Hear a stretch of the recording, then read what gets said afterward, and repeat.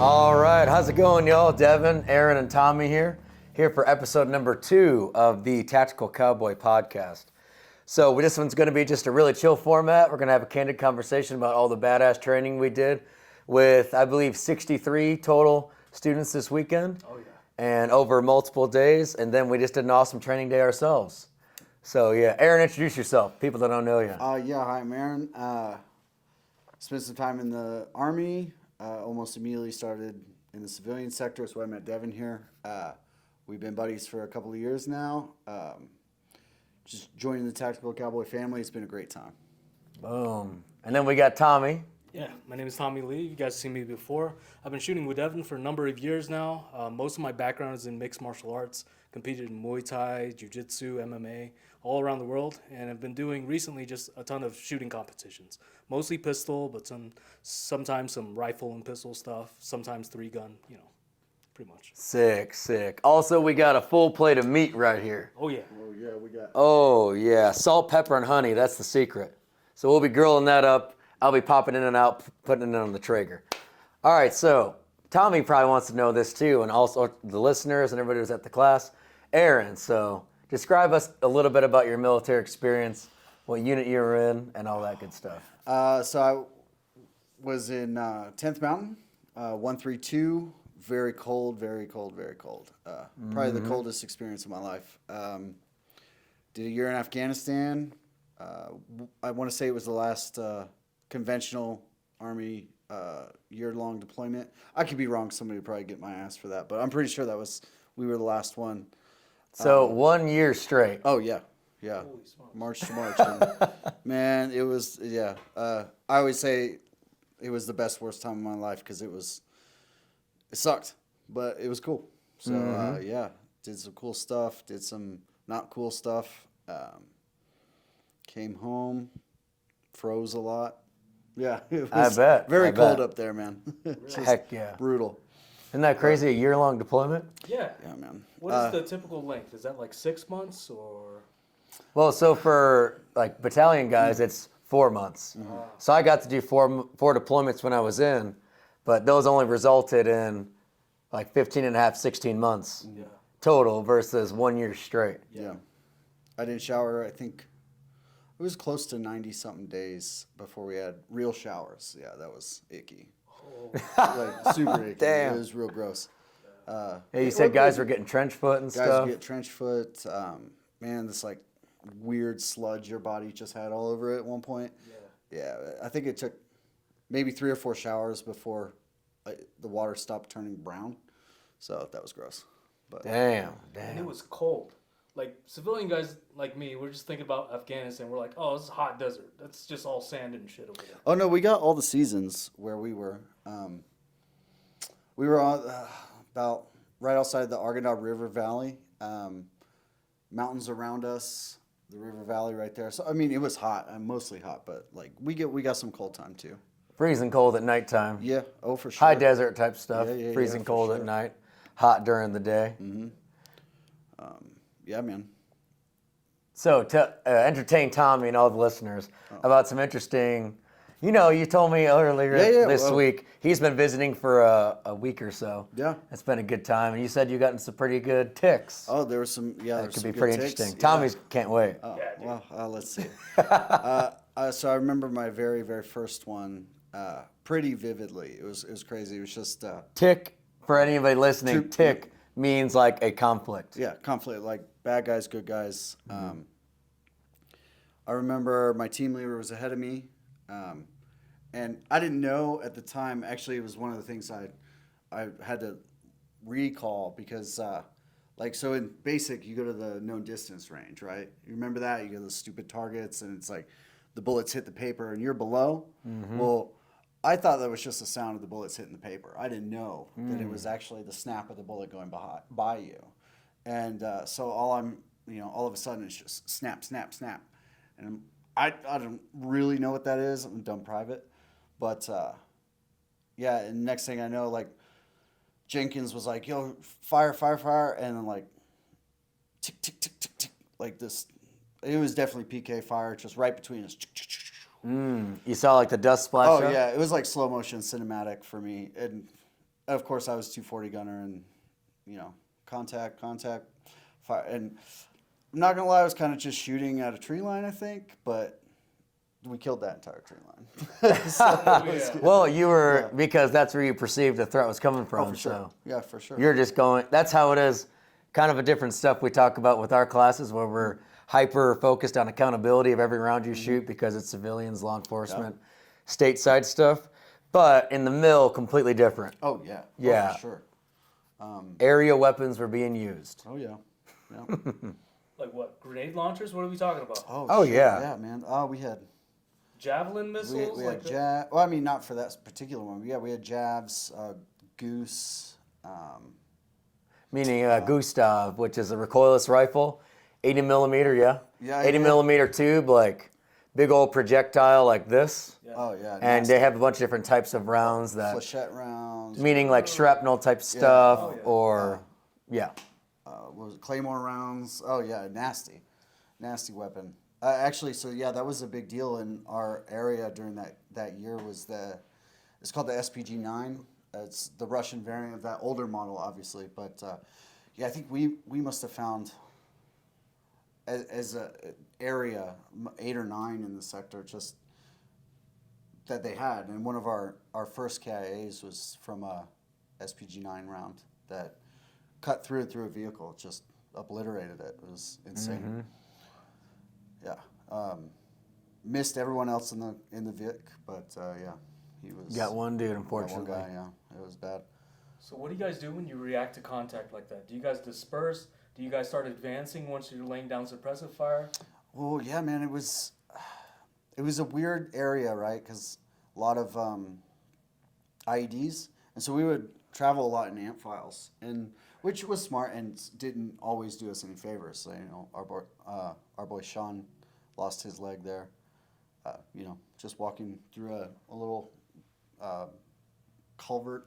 But anyway, yeah, we wouldn't really disperse. None of the ticks I was in, you try to get to cover. Sometimes it was in like grape rows, so you had cover. It was good. Like you could just kind of duck down and chill, pop up and shoot. But we were always leery of dispersing because it's like, well, is there a group, an IED over here? Yeah. So that was sketchy. There was actually one like area that we never even went to because we just knew there was something there, and so we didn't even go over there. Did any other units go over there eventually? Oh, I'm sure. I don't know. Oh, okay. I wonder if you your intuition was confirmed. Yeah, no, I couldn't say, but I mean, it was like one of the closest areas to our combat outpost, but and it was like a super easy spot to get in and out of, which we never used that. They always say, don't take the same route or don't pattern, and we just never used that one because it was like obvious almost. And And also don't ever go in the Advantageous route, easiest avenue of approach. Like, oh, this is a nice clean path. Yeah, for sure. Ooh, that's probably not a good idea. Oh, that's just head games, man. You guys have Oh, to yeah. consider all this. In the midst of getting shot at, you have to figure all this out. For sure, man. So what's interesting about my experience, because we wouldn't do like patrolling type stuff. We would just go out, get a target package and then go out at nighttime and take care of it. We were really focused on IEDs, especially in a home. So like checking entryways and stuff. But I never had one encounter with any kind of IED issues. Not on the road or anything? Like Well, we weren't on the road. Oh. So we would fly in via helicopter and land and do our thing and then leave. So we had That's it. so cool, dude. We had it easy. It's pretty easy. I mean, they sit on the fob and play Xbox. Oh, what? It's time? All right. What? Oh, that's Put your funny. stuff on and head out. Well, no, so something cool, because we did run into a little bit of that. It was like Bible times where we were, man, like grape huts, but I was surprisingly strong, actually. But one of our other elements did encounter an IED laid inside of a building. So what we started doing was we'd take a brick of C4 and cut it in half and tape it up with deck cord on the inside, and we would just chuck them into the grape huts before, if we needed to set up shop or something, and just see if there were any sympathetic detonations. But actually, one of the funniest stories I tell all the time, I got stung, but one time we did it. We called it pop and drops, but we would we pop and drop this building, and we get in, and we're just chilling for a couple hours, and all the bugs, right, like they're concussed, and so like you'd see bugs like flying in circles because they're fucked up. You know, it was just something that stuck with me as a core memory. I don't know, you know, from the blast. It's not super cool. It was cool to me. I liked it, but yeah. So what do you do when you go into a building and there could be a tripwire, could be all sorts of shit? Do you just throw a concussion grenade in there to see what it triggers? Like how do you? So that's what we were doing. Yeah. You know, so it's a brick of C4. They're about yay long. We would cut it in half, put that cord in the middle. Oh, so it's not a full charge. It's just like no. We would cut it in half and marry the tube, and then wrap it up with deck cord on the inside, and then throw that in. And I never had any sympathetic detonations, and also I never got blown up inside of a building. It's just something we adopted and started doing. Yeah. So luckily, it was good. I mean, I thought it was always fun. You know, of course, you get to blow something up. You get to make. Do you guys ever have to worry about because sometimes you have to collect evidence and information. You got to stick them in little plastic bags and stuff. Do you have to worry about any of that? No, not typically. No, not for me anyway. Okay. Unless we were doing like a BDA or something on like an area we hit or somewhere we attacked towards that were, you know, they were trying to mess with us. Yeah, but no, generally like if we needed to rest or take cover in a building or something, we would just pop and drop it, and hopefully there were no sympathetic detonations. So Yeah, so doing that kind of stuff was stuff that like me and my homies would be doing. Oh. Yeah, so you go in there, clear it out, get who you need to, question people, and then start searching and top to bottom, see what you could find, and yeah. That's awesome. It wasn't until recently they started doing that, right? Because I'm like listening to like Jocko and that kind of stuff. They used to just rummage through that, no rhyme or reason, but then eventually they came through with the process to sift through all the evidence and everything, keep track of stuff.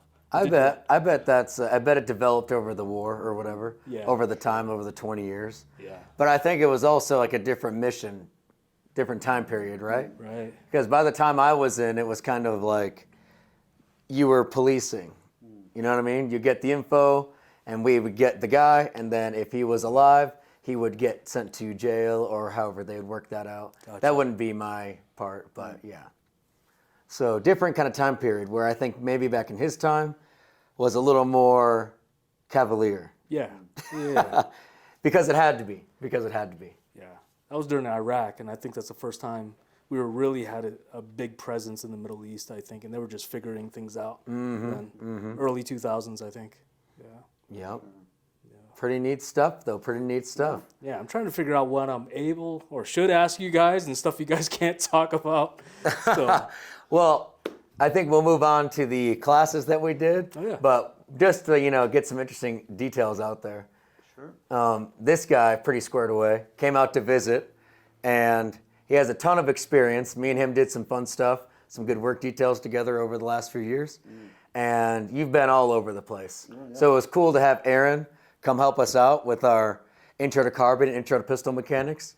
And we always believe that there's never one way to do it, right? So we bring in, we got Tommy, we got veterans, we got law enforcement guys, all of the above to bring in different perspectives. And whenever we teach a topic, we always say, whoever is giving that main block of mentorship, we always say, hey, what does everybody else have? Even students, we let students hop in and be like, oh yeah, this works for me, whatever. So let's see what you guys have to say. So this is your first time with us. Oh yeah, for sure. So what did you think? We'll start with Saturday, because we were all there Saturday. Yeah. What did you think about Saturday's class, which was a 4-hour intro to carbine mechanics, then a 4-hour intro to pistol mechanics? Yeah, man, it was awesome. I actually got into it with some of the students on Saturday, explaining to them some things that I've seen personally, with the term like instructor or like in the classroom environment, and man, it can be yucky. It can be real yucky. Like, guys are just maybe too into themselves, or they're dicks, or they're just messed up, and you don't get a lot of training out of that. So yeah, it was great to be at Tactical Cowboy and see Dev's approach to and Tommy, like everyone's approach to fundamentals, safety. Safety was a big one, but like trying to get real improvement, and which I saw. I saw there was one guy in particular that was ate up bad, not bad, but like kind of ate up. But like after the next couple of hours, he was like, he was with it. So that was awesome, man. That was really good to see. Yeah, I think we really get to achieve that because of all the repetition we have people put in. So you, of course, have to talk during the classes, but we believe in less talking and more doing. Sure. And one thing we've noticed is extremely effective is I can't stand there and talk about my entire stance, how I grip the rifle, how I'm leaning into it, what I'm doing with my back, what I'm doing pulling into my body, what I'm watching on the reticle. If I talk about all those things, add in the sling, add in all these way how I'm presenting the weapon from a bunch of different positions, and then I expect them to do all of it at once, it doesn't really work out that well. So we really like to break it up in small, bite-sized pieces and then have the participants do tons and tons of reps. Sure. But to do it that way, we only could focus on so many things. So pretty much our carbine class was standing, recoil control, trigger control, meaning being very precise on the trigger, not, shooting super fast. We're all about marksmanship with this class. And kneeling in the prone position and shooting out to those in 100 yards. Yeah, it was really good stuff, man, for sure. What do you got, Tommy? Yeah, man. Did you guys notice that you guys don't know what this feels like? But if you haven't shot for maybe 3 or 4 months, there's some jitters that come out of it. Like you're flinching the first time you shoot and everything, and then the second time you're kind of like you're slapping the trigger or you're putting the muzzle down, you're anticipating that kind of thing. But I liked the way that we did it because immediately they were doing reps to get those jitters out. And after a few strings of shooting, they started getting better. Of course, their first time doing an exercise is worse than their second time because they consistently got better every single time. But everyone had the jitters, except for a few that shoot pretty regularly. Yeah. For you guys not to know what that feels like, these guys don't shoot like every week like we do. They might shoot once a month or every 3 months or something like that. But I think getting repetitions in was super valuable for them. And keeping the coursework very simple for them to understand and practice on one thing at a time. Instead of all of it at once was super valuable as well. Yeah, and then we work into putting it together with like the roundup drill and all that kind of good stuff. Yeah. But I like how you said that because also the way we make sure we have quality control is we had 9 mentors this weekend of all walks of life. Military veterans, Navy guys, Army guys, we didn't have any LE this time. No LE this time, but we had competition shooters, military guys, and yeah. Then we had a couple tactical games athletes, so that was pretty cool too. Yeah. But yeah, we combined people from all walks of life because they might have some sort of input that would give somebody else the information that they need. Maybe I'm putting it in a way that, oh, okay, that kind of makes sense, and then Tommy or Aaron come along, and they're like, oh, wow, okay. Aaron said that one little thing that clicks in their mind. Yeah, and for sure, man. I always try to be as good as I can. I'm always watching videos of other guys teach to try to pick up on little things that people might help them understand more. But you can't know everything as an individual, so we like to do it as a team. Yeah, sure. Totally. What I noticed is that nobody had an ego there, which was surprising. I would just say like, hey, you're 0 out of 100. So I'd 50, shoot a little bit high, just a little hair high. And they were just like, yes, sir. And I'm like, well, easy there. Like, sir's my dad, kind of thing. But they were so receptive to just little kind of bits of advice that we would give them. And they appreciated it too. Because it seemed like they didn't get that with other courses where there's 30 people on the range and only 2 instructors. Yeah, so it was a good time. Everybody absolutely crushed it. I think also at the beginning of the course is how we set the tone about the family aspect. And yeah, by the way, I took this, so now we can... you guys can go at it. Oh, sick! Yeah. Whoever needs it. These are the talking sticks. That's good. Talking sticks. Yeah. You gotta get like little baby mics. Like a wooden spoon. Yeah. That'd be feel good. really official, Like, yeah. Yeah, it's cool. Or a magazine. Good. That would be good. Yeah. That'd be cool. That would be cool. Anyway, so where was I with that? How we set the tone. So at the beginning of the class, we set the tone by going over safety. Going over our mentality of being mentors, not instructors. And we really harp on the safety rules, but we also go over, we're operating on big boy rules, right? We operate on big boy rules until we need to treat you like a child, which honestly has never happened in all the courses. Anything. Yeah. I didn't. Yeah. Well, on Saturday, I didn't see anything. Yeah, and I think that's because two things: because we treat people like peers, and we have all our mentors there. So, like, we a ton of the reviews from the courses were like, "Man, I never had a moment where I was struggling and there wasn't somebody there to help me out." Yeah, I like that. Boom. Here, I'll hand this out to Tommy. Oh, sick. And yeah, so what's some other stuff you noticed in Carbine, Aaron? Let's see.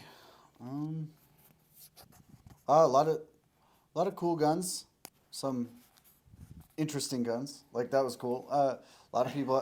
There was a couple really nice ones there that I was like, dang, I wish I had one of those.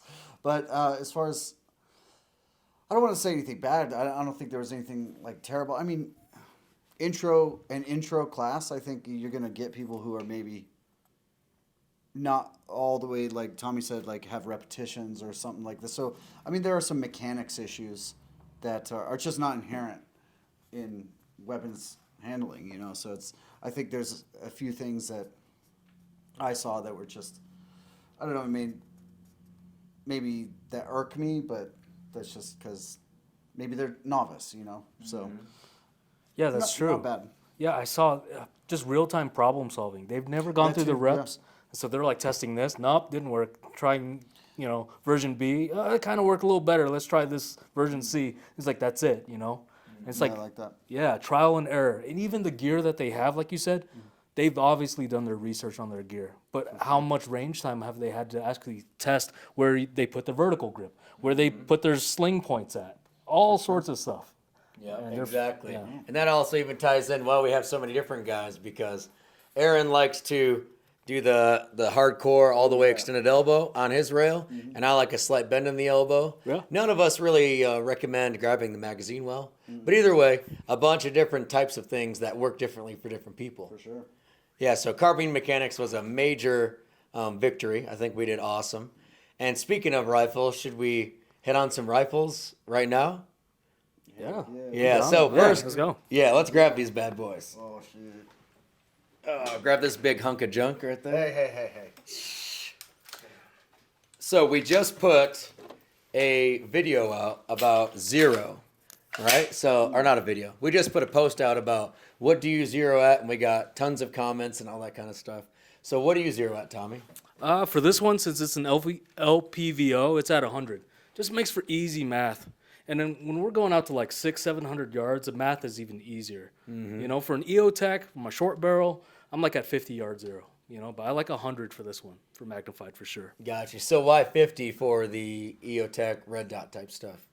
It just at 50, the 200 yard and 500 yard calculation is so much easier with that EOTech ring. I actually think that that's what they recommend you zero their EOTechs at as well. Yes, they do, Yeah. for sure. Yep. Nice. So what about you, Aaron? Well, so generally, I don't usually run EOTech ever, so I'm usually red dot 50, man. I grew up zeroing at 50. 50 works great. I know all the holds. But when I came out here, I only had access to 25. So initially I did 25, but today we zeroed at 100. Not a fan. Never been. My holds were all screwed up. I was like having to aim way off of what I would have liked doing. So Well, or is that just because you haven't had the time? well, that's Yeah. it exactly. Yeah, exactly. If it would have felt so much more crisp had I just 0 to 50, like I Yeah, always do. yeah. But he did it because I just put the can Yeah. on the Culper Precision DMSR, the Dead Air Sandman K. Yeah, that little bad boy. It's actually really awesome. This was surprisingly quiet with 55 grain PMC bronze. Like shooting it no ear pro, totally fine. Everybody else around me was totally fine too, which is pretty crazy for a little baby can. Yeah. But anyways, I zeroed this at 100, which is different because before I was obviously running an EOTech, just a regular EXPS3 height, which is 1/3 co-witness, I believe, and I was the 5200. But with this crazy high mount, I figured I wanted to try out 100 yard zero, even if it was still with the EOTech. So then, as I'm going out to 100, all it is I hold a little higher. And then 1, 2, pretty much 3 is about dead on. 3, I might hold a little bit higher.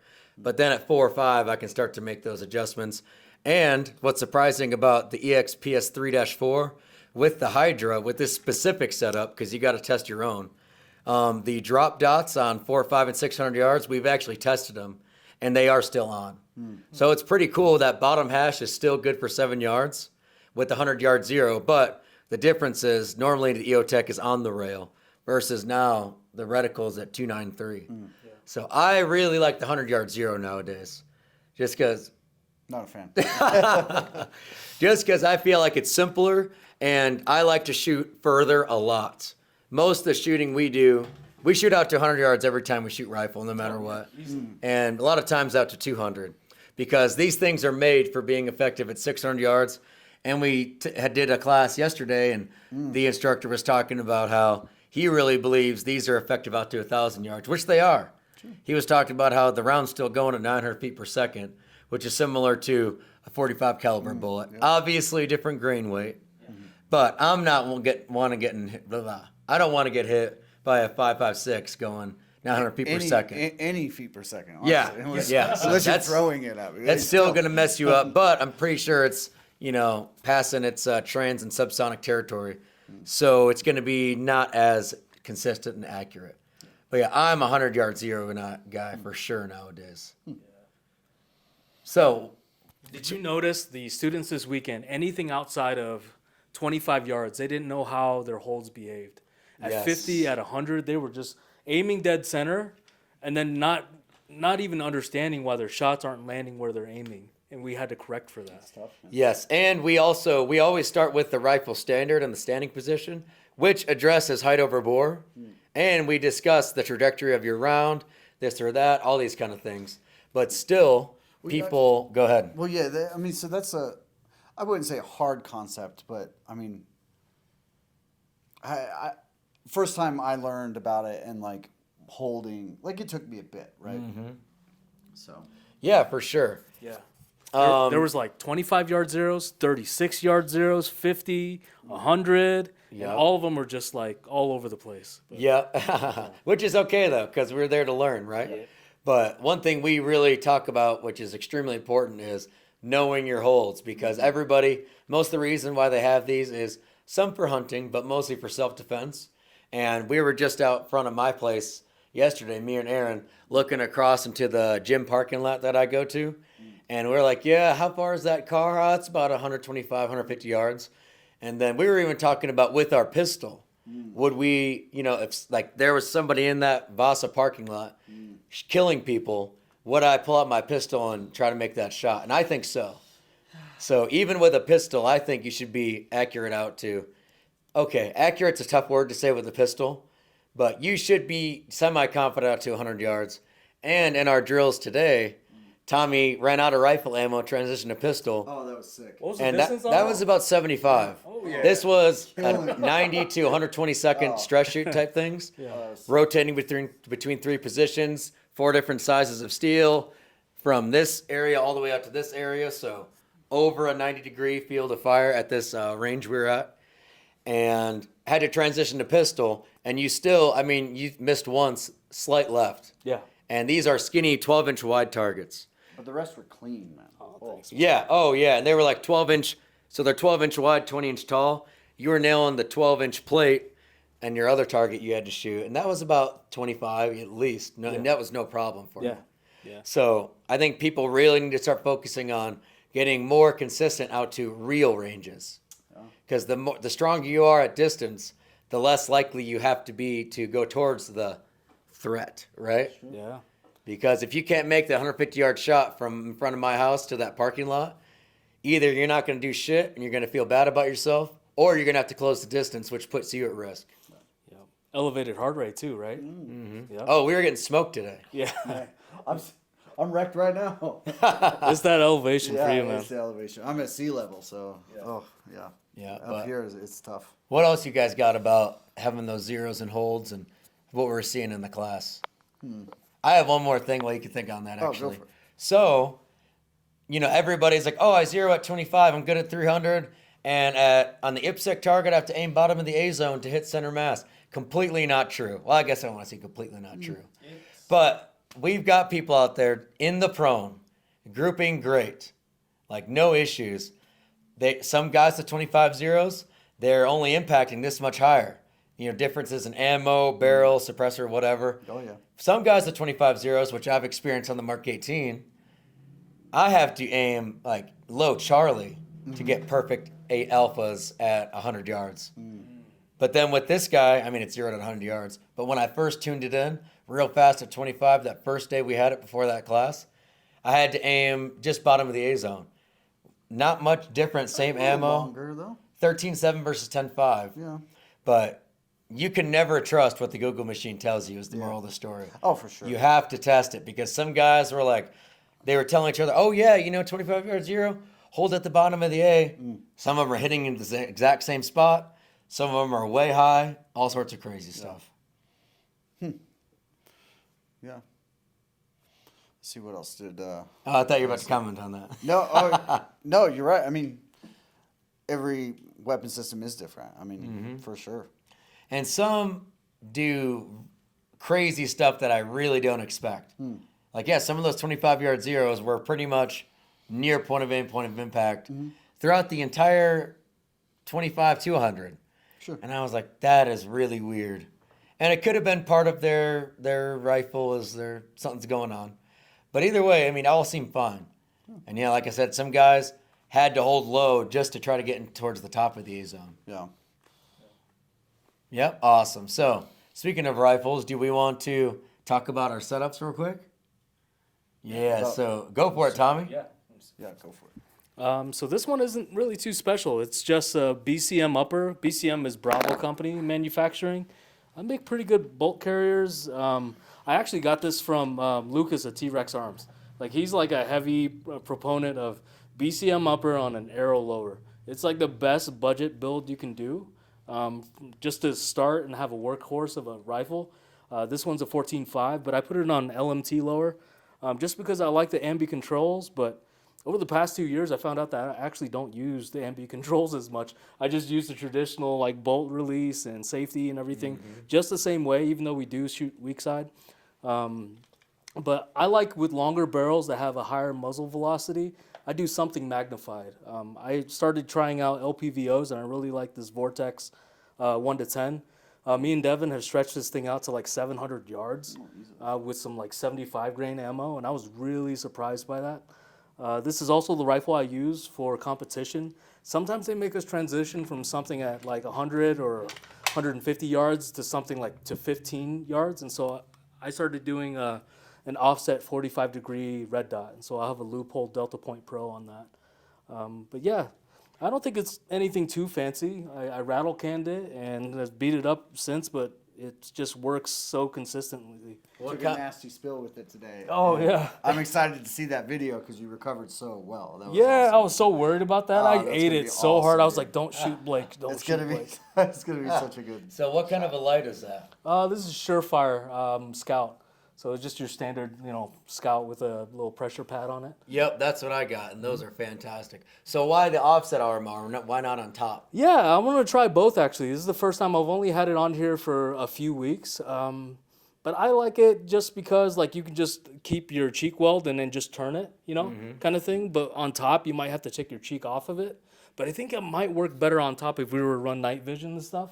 And so there's a different mount for that. I might try both. Passive. Yeah. Yeah. I'm a big fan of the red dot on top, especially for night vision. For yeah. sure. Yeah. Because what happens is, just hold that there, bro. What happens is when you're running night vision, if you try to do this, and then now the dot's like right here, right? So I can't just shoot like this if I'm trying to passively aim, which we are huge proponents of. You have to try to scrunch down like this, and now like on your LPVO, your tubes are going to be hitting it. Right. That's going to get in the way. 17:20. Steak time. Oh, yeah. We'll get the stakes going here in a second. Yeah. But, yeah, I am a big fan of the red dot on top. Also, another reason, if I would run an LPVO, which on the Culper precision rifle that they're going to run in 5.56, we're going to set up so we can have a dot on top for night vision, but also because I feel like it's easier if the dot is on top of the scope to make sure my rifle is in line with my 0, I guess you could say. Because I've noticed when you have the cant, it's really difficult to zero it. Yeah. And are you actually shooting it when, or at that exact whatever is a 45, Yeah. the exact 45-degree angle. Because if that you're you zeroed slightly it at. canted, it's way off. Yeah, exactly. I can't remember who it was, but he gave me some really good data on it, and this could be totally wrong. But it's something like for every 1 degree of cant, it's off 1.5 MOA or something at 100 yards. It wouldn't surprise something like that. But it's some serious shit. Yeah. And a lot of folks also have those as a backup, but then if you're in it as a backup, and now you're like, oh, is it in the right spot? It can be kind of tough. Right. Go ahead, Aaron. I'm going to get the meat going. Oh, yeah. Oh, I got one here. Oh, now I can just sit it here. Yeah. Give me a second. Go on your hoodie string. Yeah. Oh, that would have been a better. I got it, though. Everyone knows what this is. Very identifiable weapon system, Scar Light. It was cool, man. I've never really run and gunned it before today. Like, Oh, really? yeah, it's like it's maiden voyage. It runs. I just have an EOTech with a loophole 3X on here. But it wasn't my ideal weapon system to come out here with. I would have preferred like a Mark 18 or my 300 Blackout, but because that's what I'm most used to using. But Yeah. but I mean, it was still fun. I mean, did you get to shoot it at all? No. Well, I think you let me shoot it over the weekend, I think. You should have shot it. Yeah. But the only concept I have of these is from video games. So I think it's Oh, just sure. cool that you're running it, man. it is a cool gun, and it's a lot of fun. And we were at a class yesterday, and I'm like, a lot of guys who run like Mark 18 or AR platforms, it's like your first instinct is, oh, there's a malfunction, oh, but it's gone. Because I do that all the time. No, you have to up here. Blake handled it just fine. His first time shooting it, he was just looking for it. Oh, and he then killed it. Figured it out. Oh, Yeah. oh, we're gonna get Blake's video up there too at some Yeah. point. That'll be sick. Yeah. But yeah, man, it's fun. It's a cool gun, and it definitely runs. So. Nice. Not bad, not bad. No. We got to use those at Ranger Battalion. We ended Yeah. up getting them. What? And then they gave you the choice, your M4 or the Scar. And a lot of guys tried out the Scar, and I played with it a little bit, but then I went back to this platform. Well, it's heavy too, Yeah. right? Like, And we had the Yeah. conversion so you can run 7.62 or 5.56. And when I was playing with it, I was running 7.62 because if it's heavier, I'm at least going to want to have something that's going to pack more of a punch. sure. Yeah. But, yeah. Oh, yeah. Yeah, go for I guess I got to talk into this thing. Yeah. All right, my turn. So, are any other comments on the Scar? I don't recommend. I wanted to bring my freaking other one with the suppressors and everything. You're like, no, don't just bring the Scar. That's true. Well, it is kind of cool. It It's is kinda different. cool. It's different. You're right. So this is from Culper Precision. They're local in Provo. Culper Precision DMSR, meaning designated marksman suppressor ready. And we finally got the can that it's designed to be run with. So Dan at Culper Precision created I guess you could say, a proprietary gas system for this. So it runs extremely efficient, unsuppressed and suppressed, which it did. So I think I got 3,000 rounds into it. Yeah. Probably a month and a half. Unsuppressed, no issues, and been running it for the last few days, probably 200-300 rounds in. Suppressed, and I was having those double feeds, but that was one magazine. Oh, yeah. And it One was the same. particular magazine. Yeah, and then we got rid of it. PMag's running just fine. So, and the recoil impulse on this thing and the return to center is fantastic. And Especially with the can. oh yeah, with the can, it's fantastic. It's fantastic. And return to center is really big for us because we're strong believers in. We provide a platform for the weapon system and we hold it in tight, I guess you could say. But we're not pushing against it actively. We kind of like to think of ourselves as, everybody mounts these on tripods nowadays and shoots them, and that's really badass. We are the tripod. So we provide the base of support. Of course, the gun is going to slightly recoil. That reticle is going to move. But we just want to get it to return to center as quickly as possible, preferably inside of like a 0.2 split, right? Yeah. Because then I can just send them bang, bang, bang, bang, bang, and be good to go. But anyways, yeah, Culper Precision DMSR, super badass rifle, highly recommend. If you could see closely, Culper actually put our logo right there on the lower receiver, Oh, yeah. which is pretty damn cool. So you can actually get the TCTS version of this, Oh, yes. which is pretty sexy. That'd be dope. Anyways, also GBRS Hydra, which is Very controversial. Yeah. So when I was looking into this, myself and Aaron were working together, doing a bunch of awesome training and shooting, just with regular stuff, aim points. Yeah. And I was I was really just kind of looking into it just for fun. I didn't think it was going to be good, and tons of badass dudes we know with solid resumes, special operations guys and all that, thought it would be completely idiotic to I run hated this. it. The moment you showed it to me, I was just like, ugh, gross. But it really has grown on me, honestly. Like shooting it the other day, I was like, okay. Especially in the passive aiming, aspect of it. Yes, It's yeah, a no-brainer. Running this with night vision is incredible. It's fantastic. And me and Tommy even did that video on running it in the prone, because in the prone we were trying to do some drills. Hold that for me, bro. Where we're trying to give ourselves about 10 seconds, run 10 yards, get down to the prone, and get two alpha hits at 200 yards. And getting into the traditional prone was taking a little bit too much time, just because of the setup, where we could be moving, get into that tripod prone position, and I get my chin right there on the buttstock, and that reticle's right there. And it kind of works in that tripod prone position because I'm like kind of stuck up like this. Yeah. And doing that was actually really awesome, shooting prone under nods, which I remember when me and you were training. Oh, yeah. Shoot with the 1/3 co-witness aim point, shooting prone with that was pretty much impossible. Impossible. And well, Maybe also, not impossible, but it sucked. Yeah, it sucked. Like that, it all around sucked. Yes. But So nowadays, I'm actually a huge fan of the GBRS Hydra, and I'm going to run this at tactical games. Oh, sweet. So I'm really excited to see how it runs. I'm just going to leave the laser on there. Obviously, we don't need it, but having the laser off would look silly. rule number 1, man. Rule number 1, always look cool. I don't know why that's so controversial, though. It's like inflammatory online to see something like that because they haven't seen a mount that looks like that. So they're like, oh, that's dumb, and blah, blah, blah, blah. Guys that haven't ever shot it before or tested it or anything. Yeah. I'm surprised, too. It's growing on me. Yeah. Also, it's freed up a lot of rail space, which has let me put my light on top of the rail with the pressure pad behind it. So Aaron, go up. Yeah, I hate that. I told you that yesterday, and that won't grow on me. That's Even shooting support side and everything?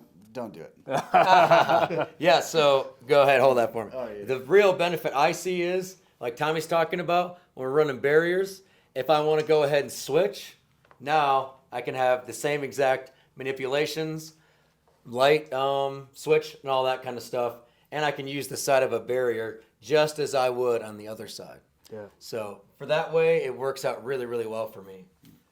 Yeah, D-ball that I never, ever use because I run passive aiming through night vision all the time. And this is the 300 or the Scout Vampire, whatever. Yeah. Yeah, so it does IR. So if I need a little bit of light, if I'm running nods, I'll run the IR function on that.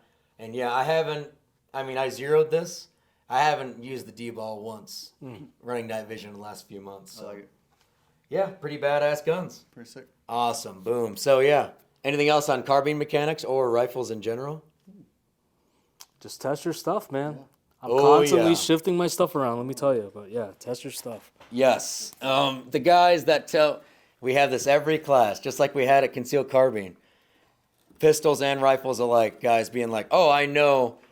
Yeah, oh, for sure. That's where I'll hit that because I'll aim here. And honestly, more often than not, they miss. Yeah. And it's just because it's not like they're a horrible marksman or something. It's just because they, just saw what they saw on Google and they're like, oh yeah, I aim here. That's exactly what it is. There's these images on Google Images. It's just an IPSC target and said, if you're zeroed here, this is where you're at, 200, 300, 50, anywhere. And they're like, oh, this is exactly what it is. Not considering the type of barrel they have, the length, and even the ammo that they're shooting throws things way off. Exactly. So they don't confirm at all. They just assume that's the case. Exactly. So yeah, then we get intro to pistol mechanics, 2 to 4 p.m., second half of the day at the Utah Readiness Center. What are your guys' initial thoughts on that class? We had 16, 17 individuals for that one. All really awesome people. Would you guys say that pistol is more difficult to pick up and shoot than rifle is? I think it matters what standard you're trying to hold yourself to. Yeah. Because I know it also matters what you train, right? But for me, if I'm running pistol 50 and in, I feel extremely confident. Yeah. Now, if we go rifle 300 and in on the same size target, and rifle would be 300 and in because it's much more capable weapon system, right? Like pushing past 200 on rifle on paper, that's intimidating. And if you add in some stress, you're going to be, it's going to be tough. But pistol, I feel super confident with, even under stress these days. Were you saying like us personally, or like No, the for general? beginners. Yeah. For beginners. Beginners, yeah. Yeah. I would say pistols way harder Right. initially, Yep. at least for the novice people, because I think we talked about it today. Mechanics and handling, that could be a nightmare for people in the beginning. It's tough, and also there's no stability. It's your hands and your platform, and that takes a lot of it took me a long time to get to where I'm at with pistol. Yeah, for sure. And they were, you're right. There's so many different bits of body mechanics. They didn't even consider their footwork. Some of them were just squaring up to the target. Mm-hmm. The other thing is that they didn't know they had to grip the pistol that hard. They thought in order to get that nice trigger squeeze, you keep your hands relaxed and everything like that. And they found out as soon as we got to shooting two shots per string, it became difficult to control recoil. Oh, yeah. So we're just telling them to white knuckle that thing, and they're just not used to that. Yep. In a way. Should we show our pistol grip? Yeah. All right, hold that, bro. So here's the way we like to teach the grip on a pistol. High and tight, and as much friction as we possibly can. Also, one thing I always like to do when I grasp a pistol, do a press check, and also make sure my light is functioning. Pretty important stuff. If I had a dot on this one, I would go ahead, look down the dot, and make sure we're good to go. So we believe high and tight with the strong and support hand, and that means this right here gets as high as it can in that position. Middle knuckle, which you can see has a real nasty callus on it at this point, gets all the way up against the trigger guard, fingers high enough the trigger, and thumb is up. Way up. This is extremely important because it is the same exact thing you do on your rifle, right? Because I'm about to manipulate the safety. And if my thumb is not up and I'm in a stressful situation and I grasp down on the pistol, if everybody can see that, now I'm going to get in the way and I don't have as much friction as I can on the weapon. Anyway, so that's how we like to do the strong hand, blah, blah, blah, and then thumb up. So I'll go ahead and orient the weapon in this direction. The next thing we like to do is tell them to point their thumb at me or Tommy or Aaron or whoever the hell is on the range. Point your thumb there, now point your thumb there. You guys can see this creates a pretty harsh wrist angle, and I want to use my anatomy to get behind the gun, right? So all I need to do, press out right here, thumb up, point this at the target, open these fingers. You see where I'm going with this. Marry the two up, clamp down, clamp that thumb down, and now I've got an extremely high and tight grip. Last piece of it is a slight vicing inward of the hands. Yep. Of the hands. The hand. So I'm going to trigger somebody right now. Oh, boy. Because, everybody always wants, oh shit. Yeah, there you go. Everybody wants to say elbows up.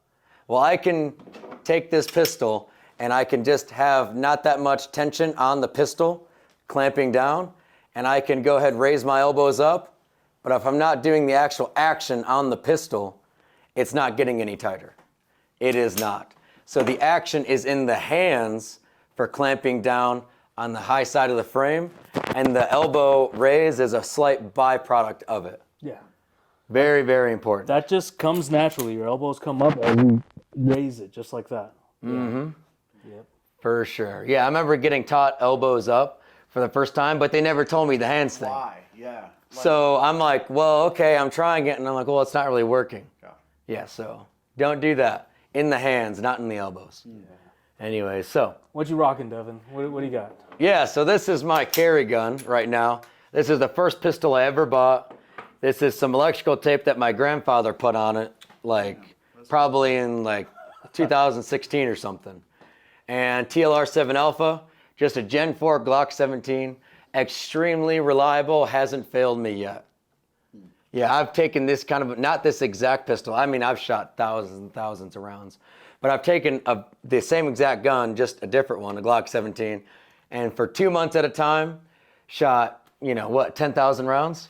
Oh, maybe more. Shit. 10,000 rounds out of them. Running and gunning all the time. no shifts in zero, no malfunctions, nothing. Don't even have to clean it. We're advocates for cleaning your pistol, obviously.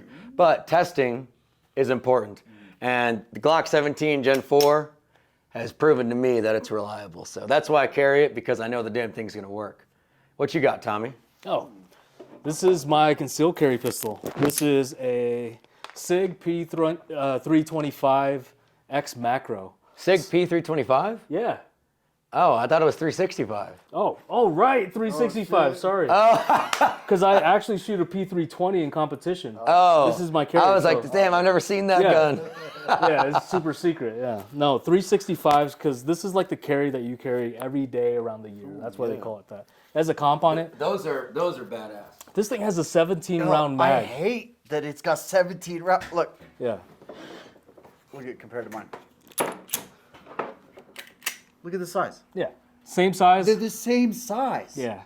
That thing's a single stack. This is like a double stack and then some. It breaks my heart. Let me tell you, that last cool. round to get into the mag is rough, though. I believe it is like rough. It's horrible. Oh, is it really? Yeah, it's tight. But 17 rounds is 17 rounds. I've shot this in 2 competitions, one for IDPA, and I shot it concealed. And so it did really well just because of the mag capacity and everything. But it shoots flat because of the compensator that's built into the barrel, and then just a hollow sun red dot.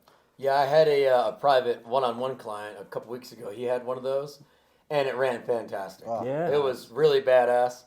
And handling them at Range Masters and with him, I mean, that thing, it just feels good in your hand. Yeah, usually small guns are crazy snappy, and you got to white knuckle them just to get them to do what you want. But this one shoots so flat. Like, I was really impressed by it. What kind of red dot is that? This is a Holosun 507K, and I was really against like anything like Chinesium for a while. Like really, like I was like skeptical. I was like, I'd mill it out for an RMR or something like that. But this thing has taken a beating. Oh, yeah. And I'm really impressed by some of the features on these that are coming out. Yeah. For sure. All right, let's look at this this piece of work right here. Oh yeah. What are we? Can we like name drop people in the podcast? But I mean, it's a great. I like the Glock 43. I've obviously done a lot of work. I got one here. I've done a lot of work to it. The company Jaegerworks, they do good stuff, man. The Cerakoting and the barrel's match grade from Wheaton Arms, I believe. But yeah, same Holosun 507K. Tommy's so right. I mean, this is snappy. Like it, you got to hang on tight because it kicks. But I mean, it's a dope little gun and it looks cool. Everyone loves to look at it. All Hive Technologies and all the What's furniture. that trigger again?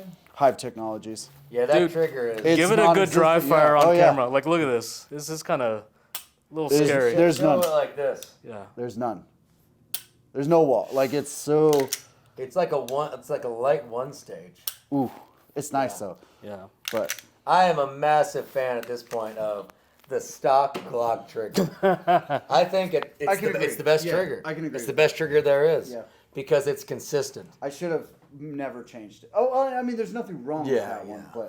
but the stock trigger is the best. Our buddy at the gun store, Dave, old badass sheriff's department fella, he's funny. He actually showed me and Tommy. That was you, right? Yeah. Yeah, he showed us a trick with the Glock that even if the trigger spring, is that what it is? Yeah, the trigger spring. The trigger spring, if it's having issues or it's broken or the mechanism is broken, there's a technique where the Glock will still fire semi-auto. Yeah. You don't have to rack it every time. It is badass. Huh. And he is a big fan of Glock, and so am I, and then he showed me that. Obviously, it kind of solidified the idea. But he's like, there's a reason, and I agree. There's a reason why, most of the high-speed operators in the world are running a Glock. Because so it's going to reliable. work. Yeah. It's going to fucking work. You pull the trigger, it's going to work. Yeah. Yep, exactly. Yeah, what kind of holster is that, Tommy? This one is from Tactical Development. It's actually a local company. I think they're an American Fork. Oh, really? Yeah. He's a real cool dude. I met him at, I think, Shutah at Hobble Creek. I liked his stuff. Stopped by his shop, and he gave me one of these. Yeah. I love it. He was one of the first people to actually make the holster for the macro, especially light bearing. So, like, for the first 3 months the gun came out, nobody actually made a holster for it, but he did. All right, we should talk about that. Why isn't there a light on your pistol, bro? Oh, yeah, what is that? Yeah, we're coming at you. Well, there's no. There's no. Oh, that's true. There's no Picatinny. Why would there? Yeah, I mean, There is a light that attaches to it. Is there? I think it's a stream light. It's got some weird attachment, or there's a thing you can get. But that is a downside of the little 43, Yeah. I guess. Yeah. Oh well. I mean, what can I do now? You know, it's like Yeah. I mean, you could just get a new gun. I might be sold on the 365. I mean, Those that are thing is badass. Nice. Yeah. But yeah, I'm a huge proponent of lights on pistols because you sure. can't shoot what you can't see. You're right. Same thing on your rifles, Yeah. right? You're right. Awesome. So yeah, what else do you guys have on pistol mechanics, the class? I think it went really well. We covered stance, posture, grip, trigger squeeze, and then strong and weak hand shooting, which actually people were, I think they were very surprised. Oh yeah. Humbled even. Like, well, everyone was humbled by some of the courses of fire, but like, man, two things for me. The improvement I saw was way more on pistol than there was on rifle. Like, The rifle class was pretty solid too. Yeah. Yeah, But we the had, yeah. think we had most everybody achieved the 80% Yeah. pass rate, which was cool. But man, pistol mechanics is difficult. Like we said in the beginning just now. Like, there's a lot to work on. Like, there's a lot to consider, to work on, especially when you're carrying. Like, there's a guy concealed carrying for the class, and which I mean, 4 o'clock. Yeah, I wasn't opposed to, but like he was having trouble. Yeah, well, There's 4 a lot o'clock of- position's tough. It is. Especially in winter clothing. Oh yeah. We're all advocates of appendix carry. Oh yeah. And if yep. So there's what is that? Who makes that? Stealth Gear USA.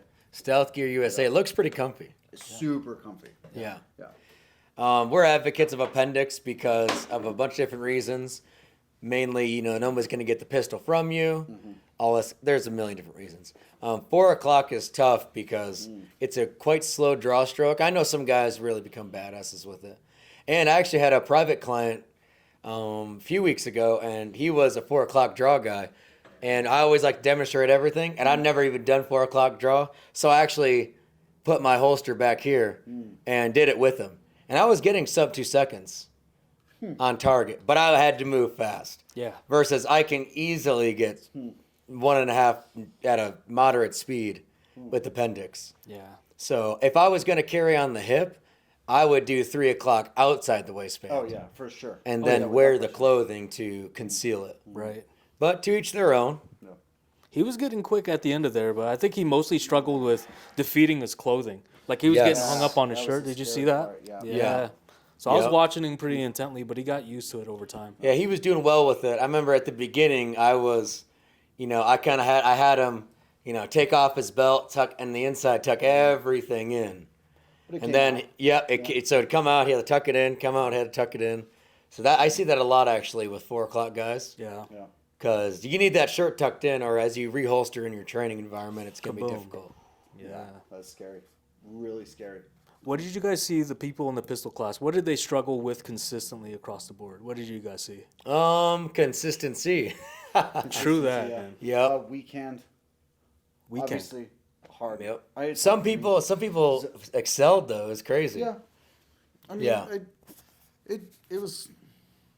Some people did. You're right, but man, weekend's difficult for I think anyone really. Mm-hmm. That's why it's called weekend. It's like you don't do anything with that hand. I don't. Yeah. So stuff. Yeah, we really added it in, especially because the roundup drill has it at 25, 12, 7. And, if you think about it in a defense perspective, you may need to manipulate somebody and use either hand to use your weapon system. Yeah. Also, injuries are a thing and all that kind of stuff. So we want to implement it even in our intro class. We're not doing anything crazy with it, but it's very, very important, especially it really drives home the concept of trigger manipulation. Sure. Reading Pat McNamara's book, he really hyper focused on it, and he talked about how he never got to the next level in his pistol training until what he said is mastered his strong and weak hand shooting. And after reading that, I made a huge push to do it myself. I think it helped a ton. I Yep, can see that. awesome. But yeah, pistol mechanics was super, super fun. Everybody had a great time. We got a bunch of people that are excited to move on to the next level of the course and come back and try to get a better score. Sure. So yeah, we grade everything, and Pistol mechanics, it was tough for some people. Intro to pistol mechanics. We ended up having probably, 5 out of the 16, 17 people be below the 80% threshold of passing. Mm-hmm. Yeah. And then a lot just at it. Yeah. And I- 79s. Just a little Yeah. more, and they'll get it.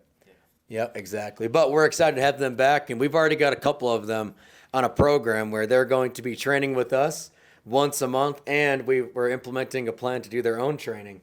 They're going to come back to the July courses and absolutely crush it. Yeah. Yeah. Yeah. Anything else on pistol, Tommy? Man, the consistent feedback I got from everybody was that it was good to have somebody standing there watching them shoot. Because even though they Yes. think they're doing the thing, we're watching them and they're not. They think they have their thumb forward, but it's actually this way. Or they think they're not slapping the trigger when they are. Yeah. Or they're flinching a little bit. And they can't tell because they're trying to put it into their mind to do something. But sometimes you have to watch yourself, either record yourself or have a friend look at you. And You're not Yes. doing the thing. And they're really appreciative of some of the little tiny corrections we did for them. Oh, yeah. Mentorship leads the way. That's for damn sure. Yeah. So that was the class, and then we ended up getting home at 9 o'clock about? It was a long later than day. that. Yeah, Was it so- 9 or 10? Or yeah. Okay. Right around 9. So was a yeah, long day, we right? got back around 9 o'clock, which was awesome. We left the house at 6 a.m. 6:45 is when we left. Yeah. So yeah, long day. And then myself and Aaron ended up helping Fieldcraft Survival for Mike's Gunfighter Carbine 1 class, I believe is what it was, at the Provo Shooting Sports Club. I've never You know been there. Tommy up Provo Canyon? Not terrible. I far think- away. I think yeah, it was close. And I think it was I think it's a public range. Yeah. Either way, we ended up helping him, and that was a good time. That was a good time. I really enjoyed seeing the Gunfighter Carbine curriculum and seeing all the stuff that they hit on, because I'm always trying to learn from other people who teach and everything. But yeah, what'd you think, Aaron? Yeah, it was. First of all, it was cold. Oh Like, yeah, I started talked to- 16 yeah. degrees Oh, and man. snowing sideways.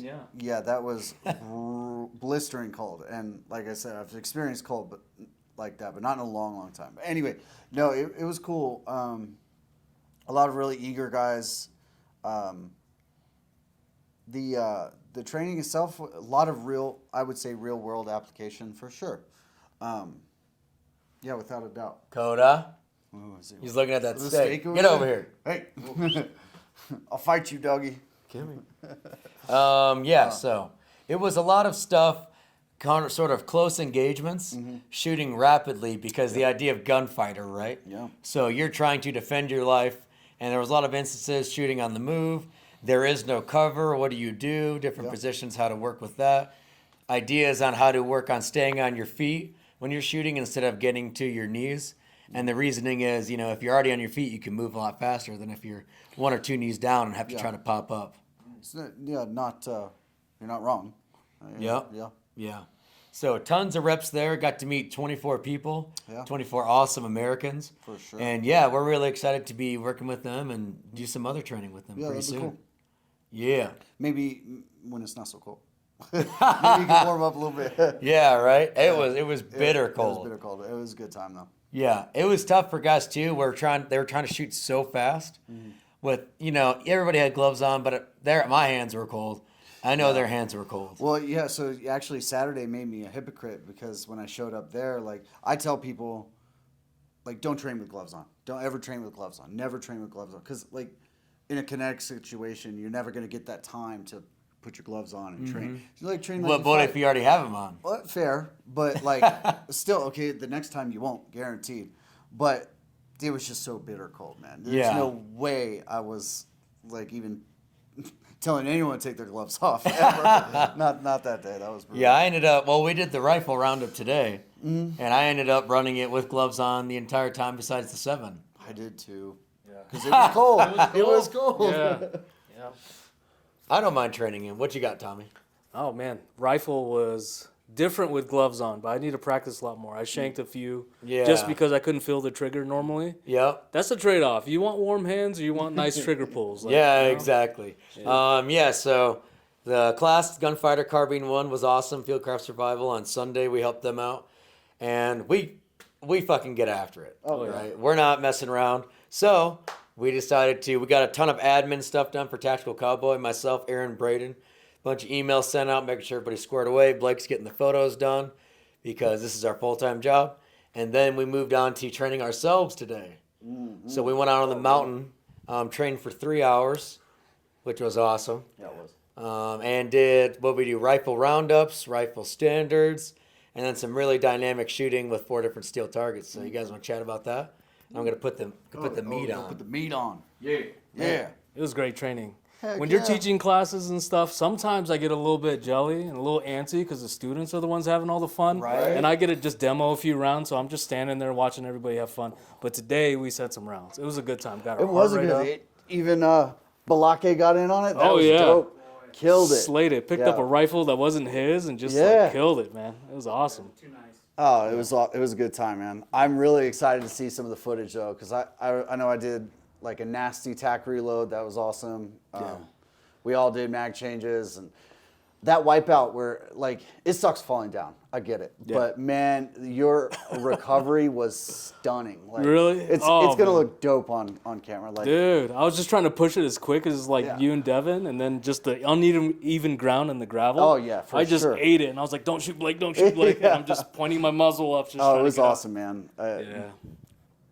Not just because it was funny, but the recovery. I mean, that's the thing. Like that cognition was so, like that's one of the things. Doing those dynamic movements is scary because I mean, if you do fall down, like, especially if it's a novice shooter doing something like that, man. If you fall down, you don't know what your first instinct's going to be in some cases, and well, if you don't have that kind of mindset, and man, you nailed it. It was cool. Man, I just watch guys fall in competition all the time. Sure. There's this 75-year-old man shooting in snow. It was just slick and ice, and he fell on his face, actual face, and just ate it. But the entire time he had his muzzle pointed downrange, finger off the trigger like a stud. Let's go. And then got back up and finished the entire That's what I'm stage. talking It was about. legit, man. Yeah. That's awesome. Do you need a timer? I already got to go. Oh, cool. Yeah, so I thought we did a really, really good job today. I'll stop. Tiny bladder. We crushed it today. We finally got around to doing a rifle roundup video. Yeah. And also we did the drill of the month for May. Ooh, we'll hit on that. Yeah. So the drill of the month for May is from the 100-yard line, an IPSC target, because this is what rifles are made for, right? It's with the rifle. Stand by, whatever start position you want, I don't care, but just not aimed at the target because that'd be kind of silly. 2 rounds standing, 2 rounds prone, 2 rounds knee. I said that when we did it too, didn't I? Yeah. All right, hold on. 2 rounds standing, 2 rounds kneeling, 2 rounds prone, 2 rounds kneeling, 2 rounds standing. So you should have 10 hits on target. Charlies add 1 second to your time. Deltas add 2, and then miss adds 5 seconds. We probably should have even made the misses even more of an issue. Like Misses more are of a penalty. 5 seconds. That is a long time. That's a long time. Yeah. Yeah. But we all ended up doing pretty well. I was pretty damn happy with it. Yeah. So then we did that 10 rounds of a cold start rifle. So everybody try that out. And if you could beat my thing, the first person to beat it, send in a video and some way to confirm the 100 yards. I don't know how you're going to confirm it. Just confirm it. Whatever. And if you cheat, you cheat, I guess. But either way, you can get a patch, which would be badass. Don't cheat. Devin, What? what was your time? 39, 37, something like that. I think it was a raw time of 31. Yeah. And then was it 6 A's, 4 C's? Plus 4 seconds. It was like 36, 37 total with whatever. And it's on the thing, so Blake's got it. Yeah. And then we did the roundup just after that on video, which is important because we all hold ourselves accountable for every round we shoot. And then what did we end up getting on that one? 275. Damn, 275. Still passing. First time in, I don't know, how long since we ran that together? Yeah, a long time. 3 or 4 On the months scar, ago? right? On the On scar. Not, yeah, so on the scar to boot, yeah. So, Yeah. Yeah. And then that's Tommy, 290. 290, bona fide. So, Yeah. put the bona fide from, oh yeah, oh brother, where art thou? he's bona fide. Yeah. And then I ended up getting 293, but it should have been a 295. But at the 7-yard line, I held just a hair, probably literally that much too high. And then we do -2 points for Charlie in the head box because there's no reason we should miss because we just know our hold. Yeah. But yeah, held just a hair too high, which is trash. But yeah, the roundup was fun. Then we did some dynamic shooting. Did you guys talk about that? Oh yeah. Oh yeah, that was a good time. Oh yeah, it was a great Getting time. your heart rate up is always a fun time, but then shooting and moving and staying undercover. You guys, like, I learned this whole thing. I learned in competition shooting. So usually when I go dry, I just reload right there. But you guys consistently get undercover, reload, like safety on the entire time, and then get back on target. Yeah, and also as you're changing targets, or even as you're changing levels in the 2 rounds, standing, 2 kneeling, 2 prone, 2 kneeling, 2 standing, you're always manipulating the safety because that's just what we train. We train as soon as my eye gets away from the reticle, meaning I'm getting off the gun, doing something, I just manipulate the safety. It's automatic. And yeah, that was some good stressful shooting for sure. Yeah. But yeah, with getting behind cover, it was just IPSC targets that we'd run to. But still, it was, nowadays, it's just immediate response. As soon as my gun goes dry, even if there's not even anything there, I'm still acting like I'm getting off the X because it's just ingrained in me at this point. That yesterday, like, I mean, that is a real thing. Like, even if it's a foot shift or a foot shift left or right, like, you're still a moving target. You're still harder to hit. So that little shift can save you. Yeah, we actually talked a lot about that yesterday in the Fieldcraft Gunfighter. Mike had the guys doing a very, very dynamic drill, like, engaging a target and then moving off the X very quickly and shooting a bunch of targets on the move, which we played around with a little bit today and all that. But very important because if you think about it, I can move towards you or away from you 25, 50 yards, and you can have the same exact hold. I got to flip the stakes. But if I move directly left or right, I don't have to change depth, and it's going to be really difficult to hit you. For sure. Yeah. Just little habits like that. I built bad habits shooting competition. Never had to worry about any of that because nobody does it. It's true. Competition's still good, though. It is. It's good for motor skills and speed and accuracy, but not for like safety and tactical stuff. Sure, but I mean, it's 2 different things. Yeah. I guess. Yeah. But you guys are so disciplined with it, man. Safety on, safety off every single time. Just the way you guys reload. Even your tack reloads before you even I can't wait learn. to see that. It's gonna look Those sick. some solid tack Like, reloads, man. It looks better with the Mark 18, but I think Scar first time tack reloading was. I think it worked out good. On the run as well, too. Oh, yeah. Just topping Well, off. that's when you can't. That's when you got to do it, man. You got to do it from spot to spot. Yeah. Make sure you're good to go. Yep. And then your target transitions, you and Devin, your target transitions left and right were so solid and everything. Thank you. Yeah, I that's mean, good. yours was cool too. I was like awesome. Yeah. Like, One thing on the target transitions. watered down. Uh-oh. He's gonna get it. Go to drop. One thing on the target transitions I find that's important is when you're transitioning from target to target, I'm not staying in the reticle. I have the freaking microphone all the way here. I'm not staying in the reticle. I shoot target, whatever. We had targets like from this angle all the way to this angle. So I'd shoot this target, and they were telling me random targets to hit. And then the gun goes slightly away from my eye line. It's on safe. I'm scanning. I find it, and I'm back on, and I'm engaging. So that's kind of how I do it because, especially with a magnified optic, if you're running that, you're totally screwed. Because you're like looking through this little hole trying to, there it is. Yep. Where all you got to do is bring it away from your eye line, look over it, and then get back on the gun. Yep. Also, just more situational awareness getting out of the optic. That's one thing I wish I could have known during our training with even rifle and pistol with these students. Most of them were wearing shades, and I didn't learn until later on that some of them were actually closing one of their eyes for pistol or rifle. Yeah, so we're big advocates of both eyes open, but it's hard. It's one of those things where you say so many things during a class, and then they're focusing on so many things, and they kind of forget about something simple like that. Well, it's not just. I go. Oh yeah, you got double fisting. Oh yeah. Well, it's not just that, but like bad TV. Bad TV. You always got the sniper who he's got his one eye closed. You know, looking down the scope, and so people think that, and they think that's. I mean, there's a method to it for sure, but like.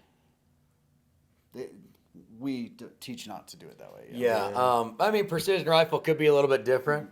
For me, even precision rifle, a lot of times I'll still run both eyes open just because I'm so used to it.